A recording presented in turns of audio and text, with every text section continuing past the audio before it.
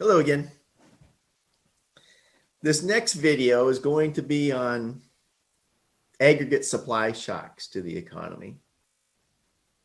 Now, there was an economist not too long ago, Nobel Prize winning economist, who said that recessions are really just a lack of confidence in the economy.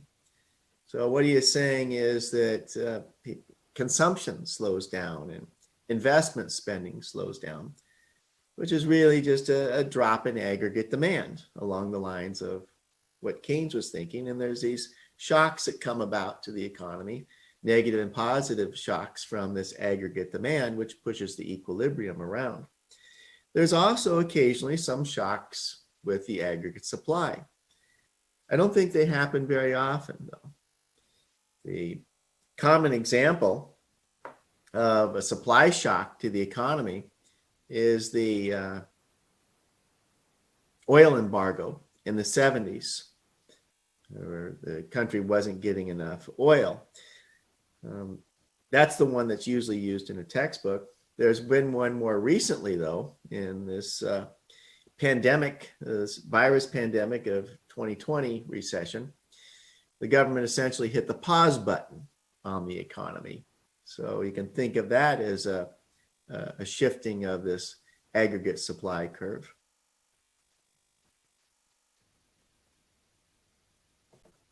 So these aggregate supply shocks can be temporary or permanent, and we'll go through them, and then we'll go through an example of looking at the depression in the 1929s with this aggregate supply and aggregate demand model. Okay, supply shocks in the economy. So these are shocks to the economy that affect the aggregate supply curve.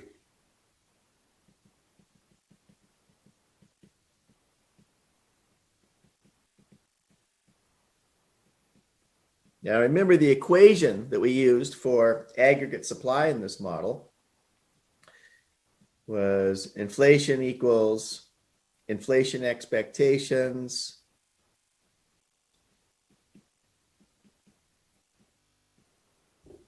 times some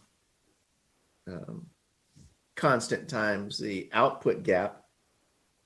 And we can add on essentially like an error term, which Mishkin uses in his book, this Greek symbol here, rho, for a price shock.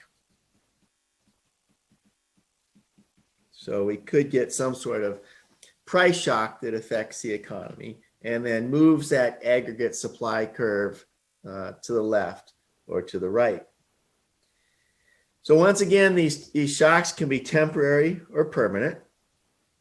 A temporary aggregate supply curve shock is going to shift to the left or to the right and then go back to equilibrium again.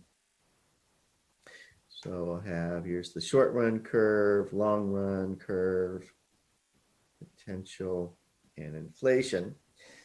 The short run curve would shift here to the left.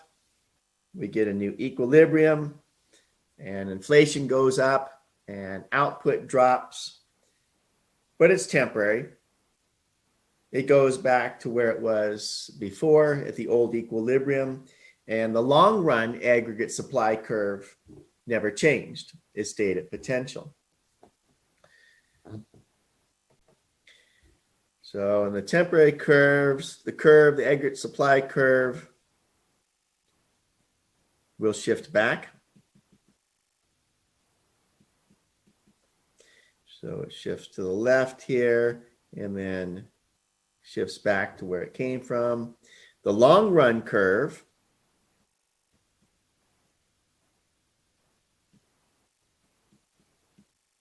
does not shift.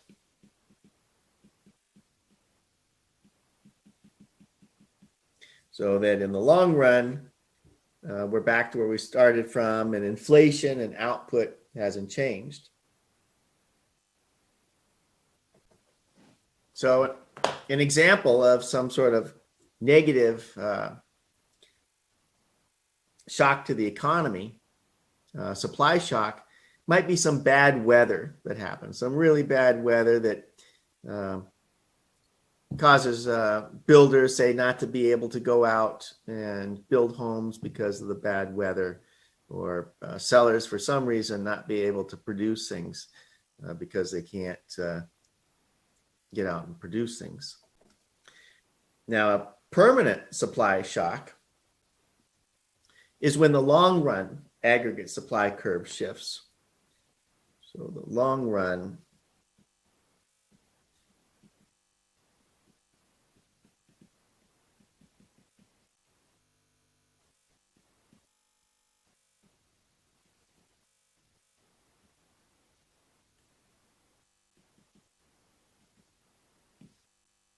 So we might have some sort of problem here where this long run curve has a negative supply shock,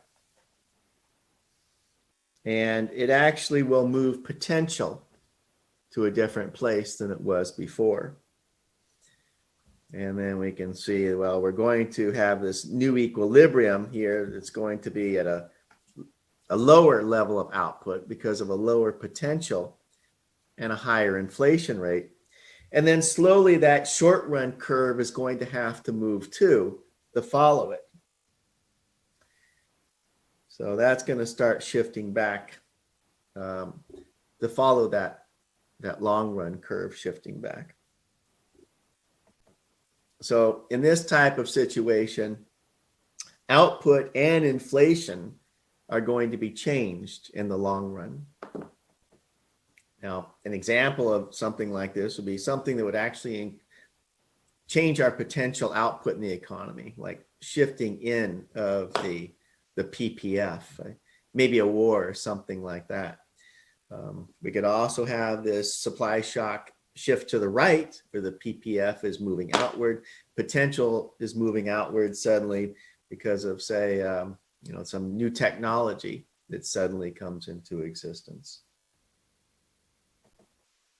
Now, if we were to look at the recession in 2020, this caused by the coronavirus, first there was a demand shock to the economy. People stopped going out and flying on planes and going to resorts. And then there was a supply shock, a negative supply shock to the economy by the government pressing the pause button on the economy. Now let's take a look at what happened in 1929 during the Depression in the 1930s. So this chart shows output and prices in the 1930s. And each of these points here is for where output and what the price level was in each year. So in 1929, we were right here with this blue dot. And we can think of that as where that was the intersection of aggregate supply and aggregate demand in that year. So in 1929, we had this aggregate demand curve here. And we had an aggregate supply curve here, and that was the intersection. Then we had this black swan or something that happened in 1929, and aggregate demand fell. And so we can look at that as a shock to the economy. Aggregate demand fell back in 1930. You can see that output was less and prices were lower. And then things got worse. The money supply fell. Big contraction of the money supply. Aggregate demand decreased even more. So 1931, another big drop in aggregate demand. 1932, same thing. So we can see this is just this continuous drop in aggregate demand here, kept getting worse and worse. And at some point then, after 4 years here, aggregate demand started to go back and started to increase again. But at the same time here, prices have been falling and expectations of the price level and inflation are changing. And that would affect the aggregate supply curve. So when aggregate demand goes back, it's not going to go back to the same place it was before. It's going to be a little bit different. So we can look at this as well. Now the aggregate supply curve is slowly starting to fall. And so when aggregate demand comes back, we end up at a different place. So this aggregate supply keeps moving to the right. Maybe there's some permanent supply shocks too because of technology increasing and growth in the economy. So I'll show this aggregate supply curve coming down, and then the aggregate demand curve here, I'll draw it as it comes back. I'll draw it in a different color.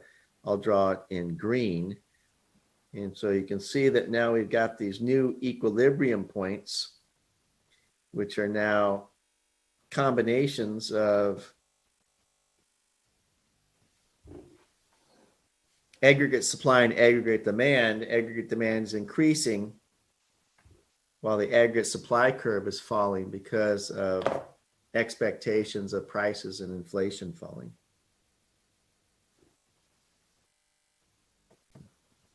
I know the graph looks a bit like a mess here, but this model does help explain what went on in the 1930s during the Depression. And some of the macroeconomic models can't really explain that very well.